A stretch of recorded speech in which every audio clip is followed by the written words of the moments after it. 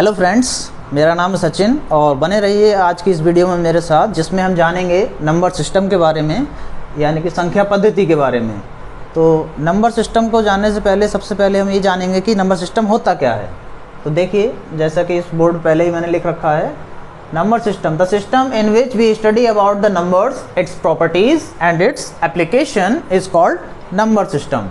मतलब वो सिस्टम जिसमें हम स्टडी करेंगे संख्याओं के बारे में, उसकी प्रॉपर्टीज़ यानी कि उसके गुणों के बारे में, और उसके एप्लीकेशंस यानी कि उसके यूजेस के बारे में, कहाँ कहाँ वो इस्तेमाल होता है, इन सब चीज़ों के बारे में ही जो स्टडी करना है वही हमारा सिस्टम क्या होता है, नंबर सिस्टम। मतलब एक ऐसा सिस्टम जिसमें हम संख्याओं, उनके गुणों और उनके उपयोग के बारे में स्टडी करते हैं, उस सिस्टम को हम नंबर सिस्टम कहते हैं। अब देखिए, नंबर सिस्टम हम बाद में एक्सप्लोर करेंगे, उससे पहले हम जान लेते हैं कि संख्याएं क्या होती हैं, क्योंकि संख्याओं को पढ़ने से पहले हमें उनके बारे में पता होना चाहिए कि संख्याएं हैं क्या और कितने प्रकार की होती हैं। हम लोग संख्याएं पढ़ते हैं लेकिन हमें यही नहीं पता रहता है कि कितने प्रकार की संख्याएं होती हैं, क्योंकि क्लास 1 से लेके स्टार्ट हो जाती हैं संख्याएँ और नंबर्स के बारे में लोग पढ़ते रहते हैं, लेकिन कितने तरह की संख्याएँ होती हैं, कितने प्रकार के नंबर्स होते हैं, क्लियरली किसी को भी आइडिया नहीं रहता है। तो आज हम संख्याओं के बारे में पूरी तरह से जानेंगे, तो आइए मेरे साथ बने रहिए। तो सबसे पहले हम लोग जान लेते हैं कि संख्याएं होती क्या हैं। तो देखिए, number is an arithmetical value. जो संख्या होती है वो हमारा एक अंकगणितीय मान होता है, एक्सप्रेस्ड बाय ए वर्ड और अ सिंबल, जो कि प्रदर्शित किया जाता है एक वर्ड के द्वारा, किसी शब्द के द्वारा, या फिर और अ सिंबल, या फिर किसी सिंबल के द्वारा, संकेत के द्वारा। रिप्रेजेंटिंग अ पर्टिकुलर क्वांटिटी, जो किसी पर्टिकुलर क्वांटिटी को रिप्रेजेंट करता है। तो ध्यान दीजिए, एक बार मैं इसको फिर समझाने की कोशिश करता हूँ। Number is an arithmetical value. Number एक अंकगणितीय मान है जो कि किसी शब्द या किसी संकेत के द्वारा दर्शाया जाता है, एक्सप्रेस किया जाता है, और जो किसी पर्टिकुलर क्वांटिटी को रिप्रेजेंट करता है। तो फॉर एग्ज़ाम्पल, जैसे कि मैं एग्ज़ाम्पल के लिए लेता हूँ कि वेट। जैसे मैंने एग्ज़ाम्पल के लिए मैंने एक वेट लिया 2 kg, तो ये उसका अंकगणितीय मान हुआ। और 2 kg मतलब एक पर्टिकुलर वेट है। ऐसा नहीं है कि हम 2 kg किसी भी वेट को कह देंगे।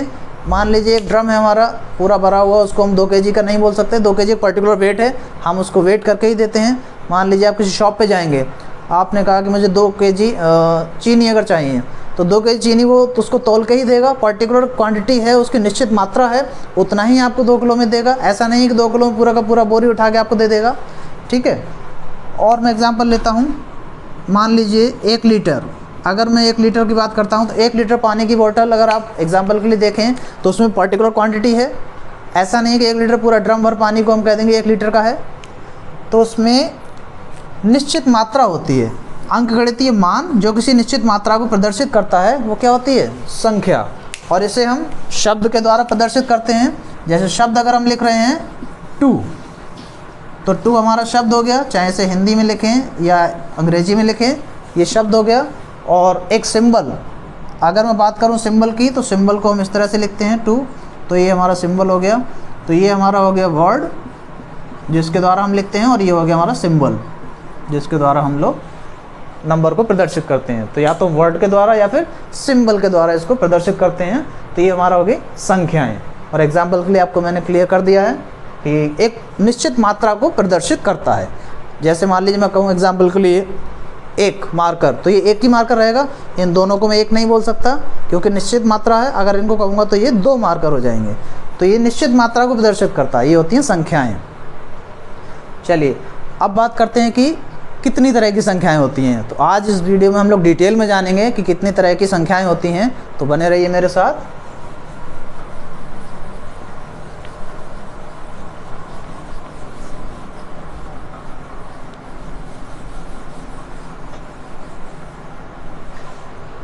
संख्याएं 2 तरह की होती हैं, तो ध्यान दीजिए सभी लोग।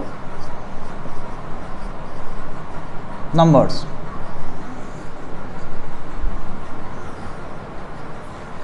जो संख्याएं हमारी होती हैं 2 तरह की होती हैं, एक तो रियल नंबर और दूसरा इमेजिनरी नंबर। रियल नंबर को हम लोग बोलते हैं वास्तविक संख्याएं, और इमेजिनरी नंबर को हम लोग बोलते हैं काल्पनिक संख्याएं। ठीक है, तो जनरली जो संख्याएं होती हैं, नंबर्स, हमारी संख्याएं, वो दो प्रकार की होती हैं। संख्याएं दो प्रकार की होती हैं, रियल और इमेजिनरी। अब रियल नंबर अगेन दो प्रकार की होती हैं। वास्तविक संख्या हमारी दो तरह की होती हैं, जिसमें हमारा आता है रेशनल एंड इर्रेशनल। ठीक है, तो ध्यान दीजिए, रेशनल संख्याओं को हम लोग बोलते हैं परिमेय संख्याएं, और इर्रेशनल संख्याओं को हम लोग बोलते हैं अपरिमेय संख्याएं।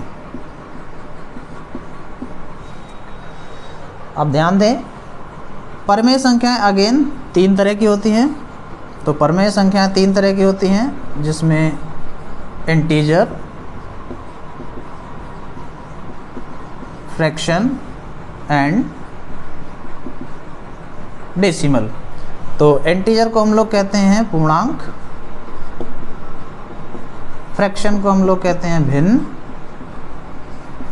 और डेसिमल को हम लोग कहते हैं दशमलव संख्याएं। ठीक है, अब ध्यान दीजिए, इंटीजर हमारे फिर से दो प्रकार के होते हैं, जिसमें नेगेटिव इंटीजर, जीरो भी इसमें आता है, और पॉजिटिव इंटीजर। नेगेटिव इंटीजर को हम लोग बोलते हैं ऋण पूर्णांक, पॉजिटिव इंटीजर को हम लोग बोलते हैं धन पूर्णांक, और जीरो ना तो धन पूर्णांक होता है ना ही ऋण पूर्णांक, neither positive nor negative integer. Zero केवल हमारा एक पूर्ण संख्या होती है। अब पूर्ण संख्या क्या होती है? अगर मैं इस जीरो को और पॉजिटिव इंटीजर को दोनों को मिला दूं, तो इन दोनों को मिलाने के बाद हमें जो संख्या मिलती है वो क्या होती है? Whole number. होल नंबर को हम लोग बोलते हैं पूर्ण संख्याएं।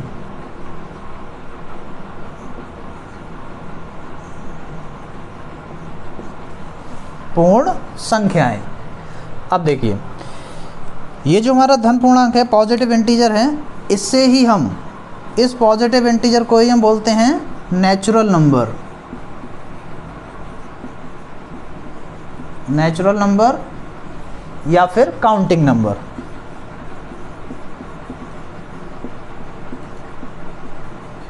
और हिंदी में इसे बोलते हैं हम प्राकृतिक संख्याएं। प्राकृतिक संख्याएं। ठीक है, प्राकृतिक संख्याएं अगेन हमारी दो तरह की होती हैं, इवन एंड ऑड। इवन को हम बोलते हैं सम संख्याएं, ऑड को बोलते हैं विषम संख्याएं।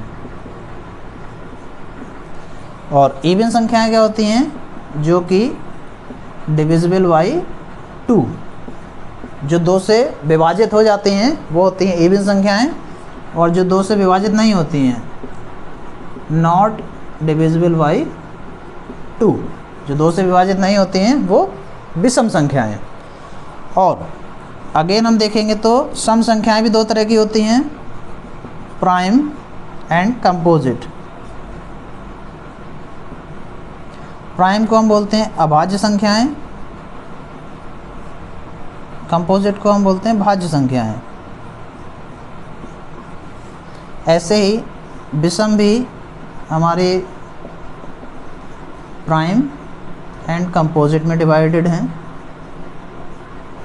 और विषम में एक, जो एक है हमारा वो लीस्ट ऑड नेचुरल नंबर होता है। ऑड नेचुरल नंबर होता है, यानी कि सबसे छोटा विषम प्राकृतिक संख्या। एक जो होता है हमारा सबसे छोटी विषम प्राकृतिक संख्या होती है। और इवन प्राइम, जो इवन प्राइम होता है वो केवल और केवल एक ही ऐसी संख्या होती है जो इवन होती है और प्राइम भी होती है, ओनली 2। दो ही एक ऐसी संख्या होती है जो इवन भी होती है, सम संख्या भी होती है और अभाज्य भी होती है। अदरवाइज़ जितनी भी अभाज्य संख्याएं हैं वो सब विषम होती हैं, कोई भी सम अभाज्य संख्या नहीं होती है। तो केवल 2 ही ऐसी संख्या होती है जो इवन प्राइम होती है, ठीक है। और इसमें देखेंगे, और अगर मैं डिटेल में जाऊं तो डेसिमल जो होते हैं वो हमारे 2 तरह के होते हैं। एक तो सिंपल डेसिमल और रिकरिंग डेसिमल। ये होता है आवर्ती दशमलव बोलते हैं इसे, जो रिपीट करते हैं दशमलव संख्याएं वो हमारे रिकरिंग, और जो रिपीट नहीं करते हैं उन्हें बोलते हैं सिंपल, ठीक है। और जो भिन्न होती है हमारी, भिन्न भी 4 तरह की होती हैं अगर हम बेसिक रूप से देखें तो, जिसमें होती है हमारी proper, improper, mixed and composite.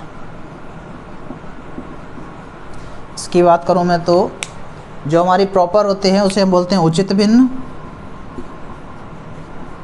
Improper को हम बोलते हैं अनुचित भिन्न, ये होती है हमारी मिश्रित भिन्न, और ये होती है हमारी जटिल भिन्न।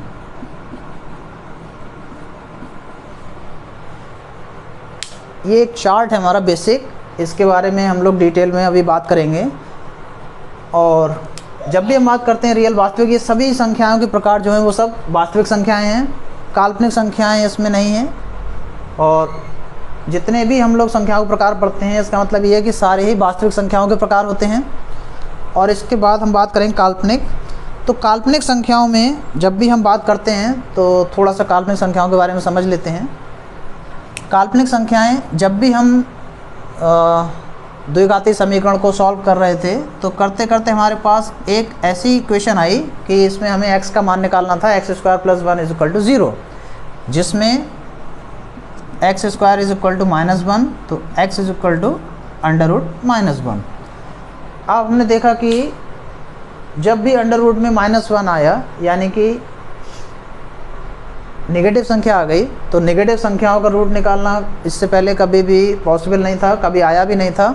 तो जब भी ये सिचुएशन आई कि हमें नेगेटिव संख्याओं का रूट निकालना है, तो इस संख्या को हमने इसी को नाम दिया i²। i² की जो वैल्यू होती है वो होती है हमारी -1, तो i हमने इसको नाम दिया, i की वैल्यू होती है √-1।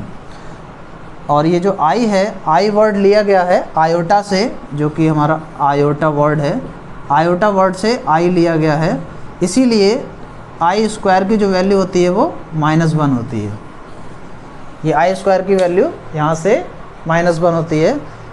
तो यहाँ से इमेजिनरी यानी काल्पनिक संख्या का कॉन्सेप्ट शुरू हुआ। जब भी अंडर रूट में नेगेटिव संख्याएं आ जाती हैं तो वो सारी काल्पनिक संख्याएं होती हैं।